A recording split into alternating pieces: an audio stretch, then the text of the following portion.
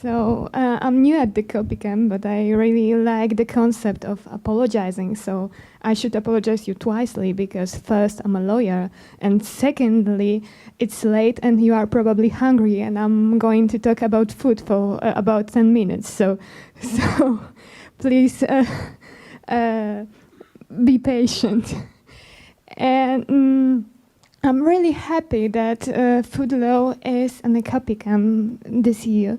First of all, because of the fact that I can show you the link between not only copyright but also all intellectual property and food law. And what's more important, that most of legal practitioners forget about food law because it's the domain of public administration. And on the other hand, public administration don't recognize the issues related to copyright and intellectual property.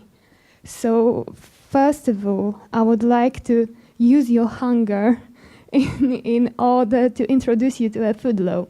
So please imagine that you are standing in a grocery store or in a supermarket and you are choosing products to buy in order to make a dinner.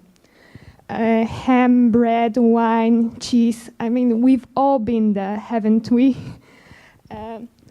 I'm wondering, have you ever considered how many details have influence on your choice and how many things you get before even purchasing the product?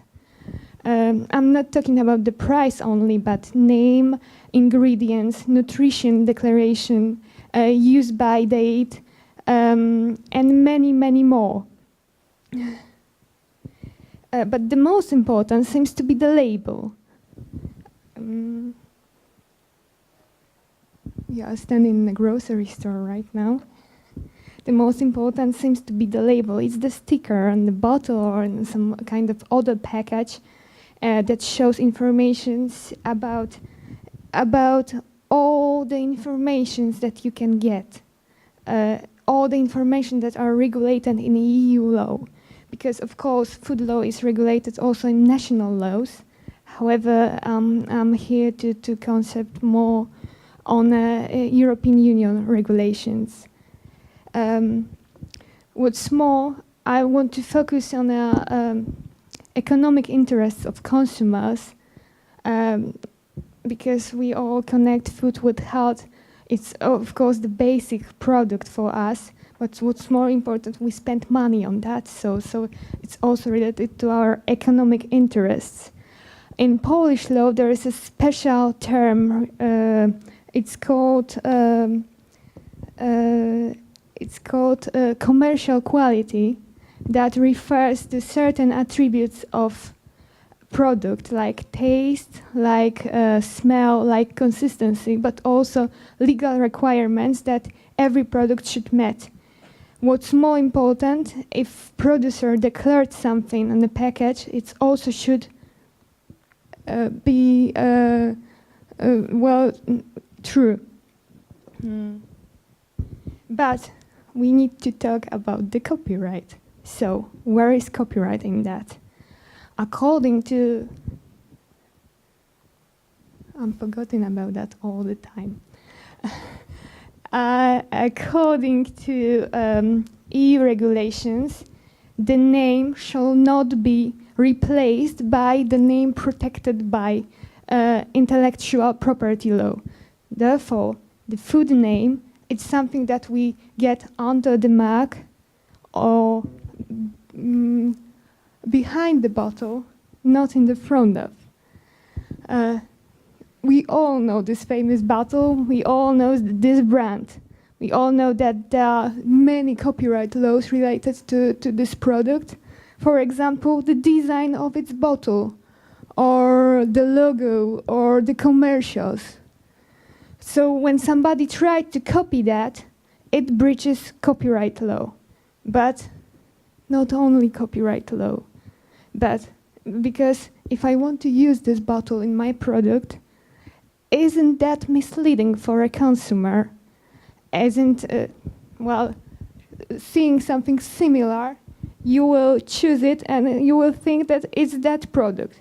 Therefore, it's also prohibited by food law, and it's also administrative sanction. Therefore, we have like a double system of protection.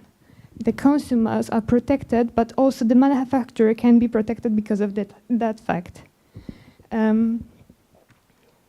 We can simply switch to the trademark from this, because it's all related to beverage. Have you heard about John Lemon case? It's really fresh thing. It's related to Polish beverage, lemon beverage, that was produced and distributed in 13 countries of European Union and of course Poland, which now it's called On Lemon because of the fact that Yoko Ono's lawyers contacted with Polish manufacturer and said that it infringed not only the trademark but also personal rights of John Lennon. Of course, we don't know how it would happen in a court because it was settlement. However, the case seems to be really interesting.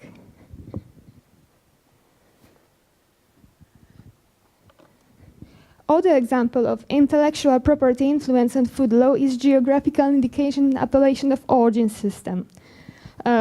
It's in Europe for almost 100 years. It's regulated almost in every national country in the whole world, and what's more, it's regulated by WIPO treaties and agreements. However, it's also exists in a special concept in EU law in relations to foodstuff and agriculture products. For example, we have 3 logos. First is protected designation of origin. As example, I can show you cheese. For example, Polish cheese oscypek or Danish blue cheese or cheddar cheese. We have protected geographical indication, which is, for example, Czech beer or Mirabelle de Lorraine, something from France. And the third one, which isn't similar to the WIPO convention, it's something like traditional speciality guaranteed. And the examples of that is, for example, is mozzarella cheese or Polish drinkable honey. What's important is when you are buying the product with those logos, they are protected double. There is a double protection because of the fact that not only the product have to meet criteria of food law, but also the registration criteria. According to studies of French study lab called GAL, 27 seconds is the time that we are making our choices, our food choices. About 21% of people thinks that their decisions are just shot in the dark. Of course, it's only a survey, so we don't know what type of things decided. Maybe subconsciously they choose some kind of package or something like that. But 23% of consumers are considering as an important region of origin, 25% considering branding and nutrition declaration. The awareness how important is food on our health is still growing. Therefore, modern consumer is informer buyer. As we all know, all branches of law are connected and can be considered without studies related to the fact of how they influence on each other.